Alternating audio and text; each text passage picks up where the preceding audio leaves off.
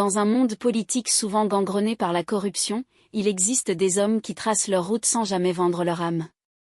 Voici l'histoire de Laurent Gbagbo, l'ex-président ivoirien, qui affirme avoir refusé 2 milliards de francs CFA.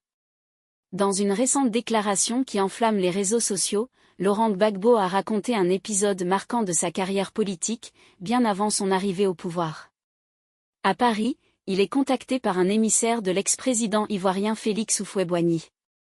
On me propose un billet, une villa et une enveloppe de 2 milliards francs CFA, raconte-t-il. Mais la réponse de Gbagbo est cinglante. Houphouët, quand je parle avec lui, ce n'est pas une affaire d'argent.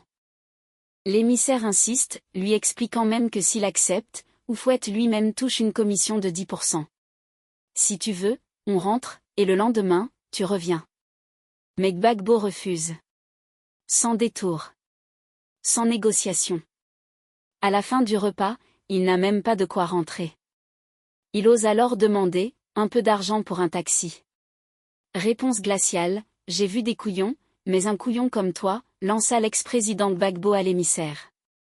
Cette histoire, loin de passer inaperçue, a déclenché une avalanche de réactions sur les réseaux sociaux. Certains n'en croient pas un mot. Refuser 2 milliards à cette époque ? C'est impossible. D'autres voient en Gbagbo un homme de principe, une figure rare. Le seul président incorruptible de sa génération. Voilà pourquoi la France a voulu l'écarter. Il ne se vend pas. Il ne trahit pas. Pour ses partisans, ce refus incarne un choix clair, celui de la dignité, du refus de la soumission aux puissances étrangères. Certains Africains ont tué leurs frères pour de l'argent. Lui, il a dit non. Le plus gros mal de l'Afrique, ce sont ces dirigeants qui trahissent leur peuple pour quelques miettes.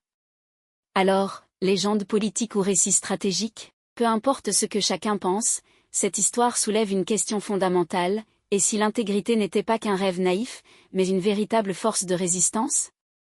Dites-nous en commentaire, croyez-vous à cette histoire ? Gbagbo a-t-il vraiment refusé 2 milliards ? Est-il une exception dans le paysage politique africain ? Merci de suivre Africa is Wealth. N'oubliez pas de vous abonner. Nous vous donnons rendez-vous pour de nouvelles actualités.